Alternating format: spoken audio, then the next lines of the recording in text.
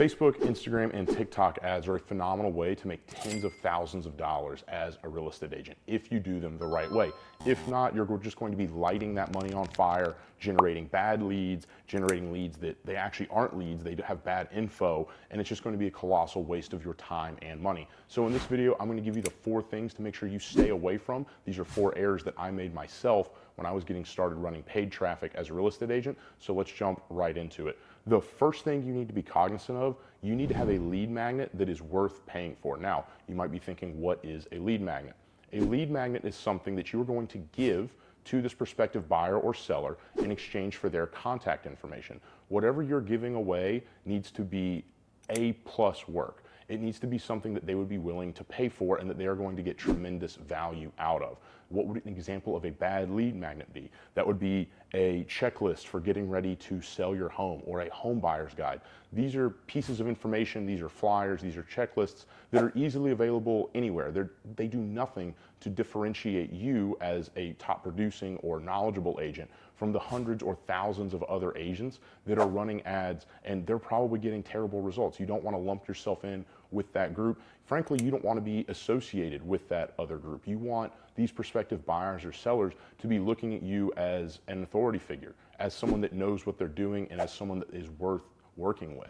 You need to think of this lead magnet as your first impression whenever you're going to be interacting with this buyer or seller, because at the end of the day, it probably is. They probably don't know who you are. You probably don't have a lot of name recognition in your city. If you're in any major city, unless you're one of the top 2 or 3 agents, there's zero chance, and even then there's a very low likelihood that they know who you are. So this product needs to be professionally done. This is not something I would recommend doing in Canva on yourself. This is something that would be worth going out and hiring a freelancer off of a site like Upwork in order to get done up for you. The second mistake that I see a lot of agents discuss online when they're having difficulty converting these leads is they're not testing.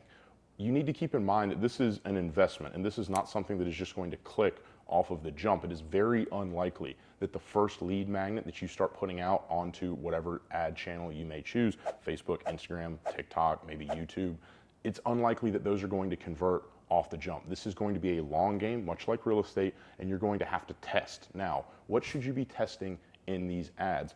I would recommend, if you have the funds available, test different lead magnets. See what works, what doesn't. A lead magnet that I personally ran with great success here in Atlanta was a report on the top 10 condo buildings in the city. It gave a pretty detailed breakdown on the building, the location, the amenities, the floor plans, the pricing, the HOA. It gave the home buyer a completely different perspective when it came to buying a condo here in Atlanta, and that's something that I was looking to specialize in at that time.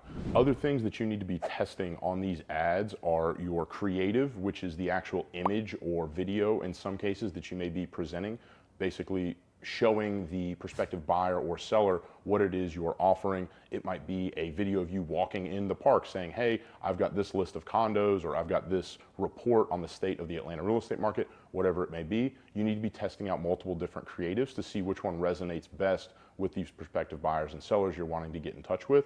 Also, you need to be testing the headline, which is going to be a little banner, at least on Facebook and Instagram, kind of giving a synopsis of what it is that you're going to be giving away, and the copy, which is going to be where you're going in detail and describing to them what benefit they're going to get from downloading this lead magnet. All 3 of those you need to be testing religiously to see which resonates the best with these prospective clients.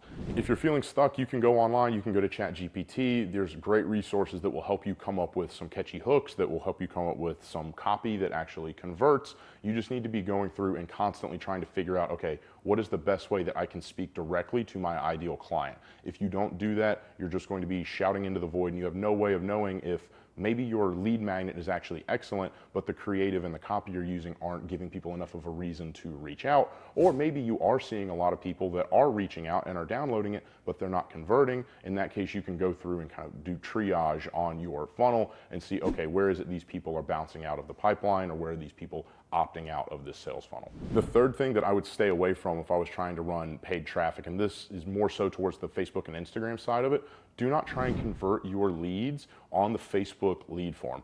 I've tested both. I've done that as well as a landing page. I'm running landing pages right now actually for a neighborhood that I'm selling in for Forsyth County here in Georgia, and we're seeing far better results in terms of the lead quality off of the landing page as opposed to the Facebook forms. Now, if you're wondering what a landing page is, this is something that it's going to direct the client or the prospective client to, where it can go into a little bit more detail about why they should actually go through and download this lead magnet. For example, with what we're doing right now, the landing page is giving some testimonials or some reviews of people that are currently living in the neighborhood that I'm selling. We have a video testimonial as well from one of the home buyers. We're going in more depth in terms of what the offerings are, what the incentives are, the floor plans. It's giving them a better idea of what it is they're actually going to be receiving when they go through and fill out their information.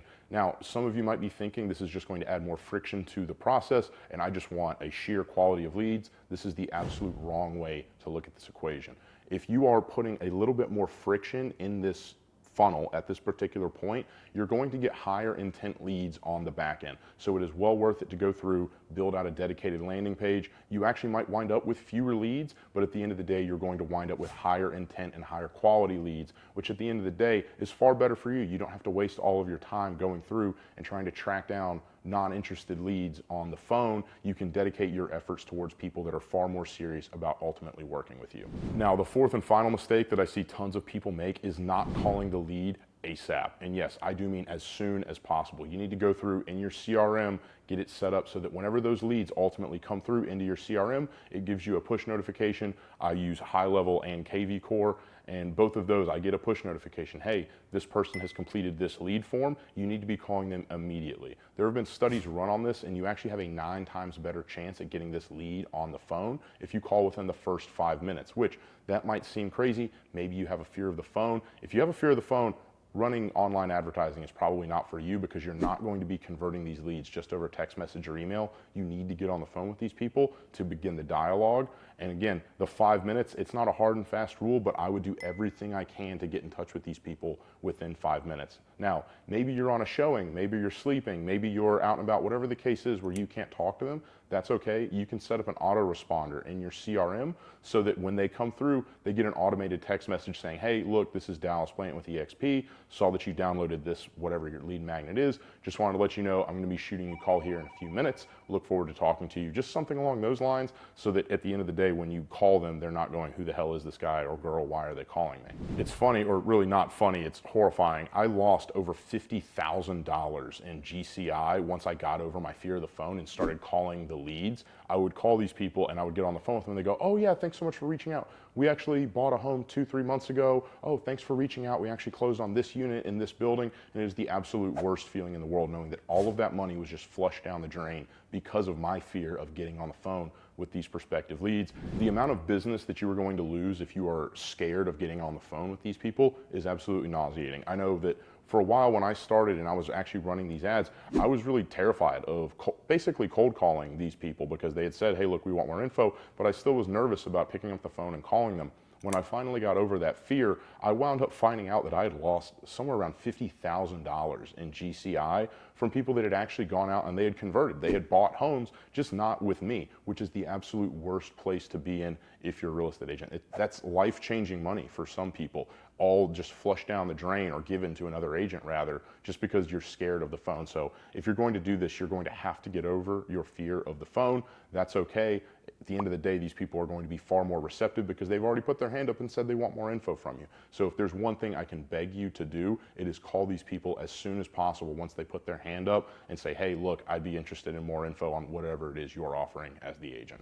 Now, if you can avoid these 4 pitfalls, the likelihood that you are going to be able to break $100,000 in GCI is going to go through the roof. You're going to be generating high quality leads that are already respecting you as an agent. You're not a commodity anymore. And the likelihood that you're going to waste your ad dollars is going to go through the floor as opposed to through the roof. Now, if you would like any more information or a roadmap on how to break $100,000 in GCI as an agent, you can click the link down in the description of this video. It's a free 5-day email course that I have. You don't have to put a credit card in. All you have to do is drop your email in there, and it takes you through the exact blueprint or roadmap to hit $100,000 as an agent. Maybe you've been in business for a while. There's still going to be something in there for you. Look forward to hearing from you guys. And remember, as always, I'm here to see you guys win. Talk to you soon.